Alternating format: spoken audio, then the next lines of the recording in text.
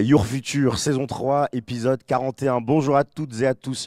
Merci d'être avec nous ici en direct du stade Roland-Garros pour cette nouvelle session d'interview au cours Philippe Chatrier. Très heureux de vous accueillir dans ce lieu emblématique avec, vous allez le voir dans quelques instants, des entraînements de tennis qui auront lieu tout au long de cette journée.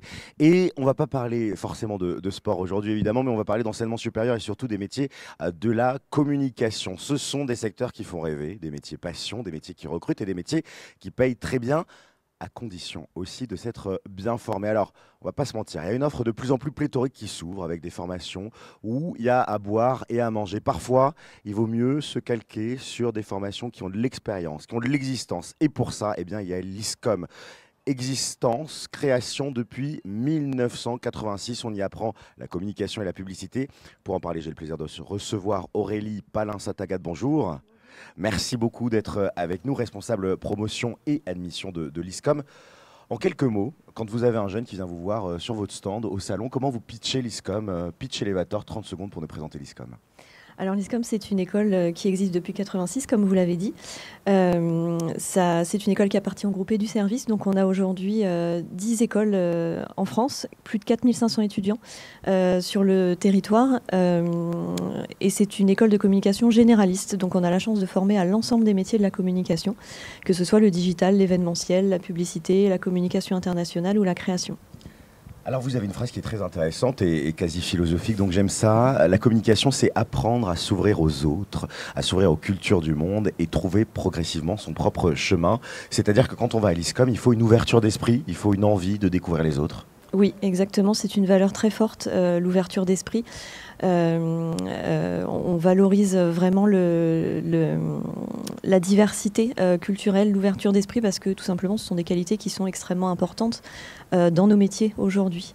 Donc, comme la responsabilité sociétale, par exemple, puisqu'on a vraiment à cœur de former des étudiants, des professionnels de la communication qui soient opérationnels et compétents, mais aussi les futurs citoyens de demain, engagés et responsables. Donc ce sont des valeurs très fortes, oui.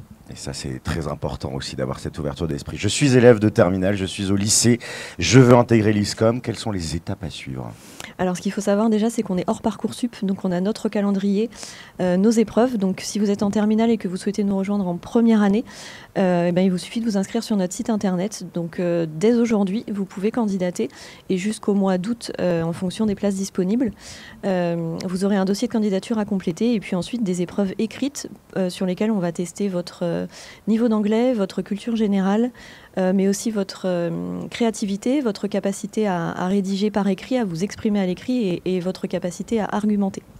En termes de prérequis, notamment les enseignements de spécialité au bac, est-ce que vous en avez ou est-ce que vous êtes ouvert à tout type de profil ? Il n'y a pas du tout de prérequis à part une curiosité sans faille pour le monde qui nous entoure, mais peu importe les spécialités que vous aurez choisies et peu importe le type de bac pour la première année. Il y a aussi ce qu'on appelle les admissions parallèles pour les élèves qui veulent rentrer directement en deuxième, troisième, quatrième ou même en cinquième année. Comment ça fonctionne un petit peu ? Qu'est-ce que vous attendez comme profil ? Et est-ce qu'on peut avoir un profil un peu atypique et rejoindre l'ISCOM ? Exactement. Vous pouvez nous rejoindre de la deuxième à la cinquième année. Donc en deuxième année, si vous avez déjà un parcours communicant avec une expérience professionnelle. En troisième année également. Troisième année, c'est une année importante puisque c'est le choix de spécialisation. Et puis c'est notre année internationale, donc vous partez à l'étranger en troisième année. Donc si vous nous rejoignez en troisième année, vous pouvez choisir tout de suite une spécialisation. Et on a un programme spécifique en alternance pour des étudiants qui auraient déjà un parcours en communication et des expériences professionnelles en communication. Quatrième année, de la même façon, vous pouvez nous rejoindre en choisissant une spécialisation pour des parcours en initiale ou en alternance. Et si vous avez un parcours complètement différent de la communication, vous pouvez aussi nous rejoindre dans le parcours marketing communication global qui est fait pour les profils atypiques et différents de la communication en initiale.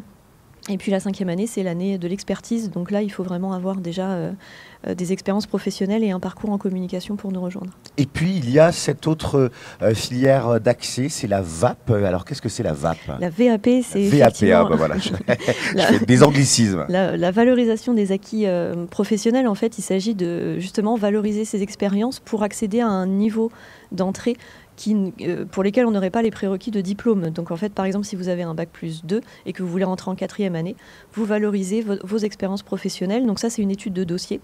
Et si le dossier est accepté, vous pouvez passer les épreuves pour pour l'année que vous souhaitez, à laquelle vous souhaitez rentrer. Bon, et pour celles et ceux qui nous rejoignent, c'est quoi la promesse que vous faites quand on intègre l'ISCOM? Qu'est-ce qu'on va faire comme métier? Quelle carrière professionnelle on peut avoir après? Eh ben, elles sont multiples puisqu'on forme à tous les métiers de la communication. Donc on a plusieurs paliers de diplôme à l'ISCOM. On a le BTS communication en 2 ans, donc à l'issue duquel, si vous rejoignez le monde du travail, vous ferez des missions d'assistant en communication, assistant chef de projet communication.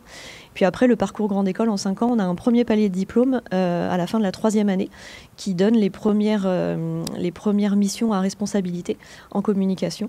Et puis à la fin de la 5e année, un diplôme certifié, alors j'ai oublié de le préciser, pardon, à la fin de la 3e année, c'est un diplôme certifié aussi, RNCP de niveau 6, c'est responsable de la communication.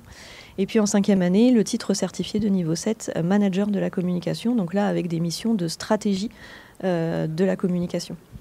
Aurélie Palas-Satagat, merci beaucoup d'avoir été avec nous sur le plateau d'Heure Future. Bon, le match n'a pas encore commencé, on va suivre ça avec beaucoup d'attention pour ces métiers de la communication. C'est l'ISCOM que vous pouvez rencontrer également dans le cadre de ce salon. Merci d'avoir été avec nous, merci à vous de nous avoir suivis.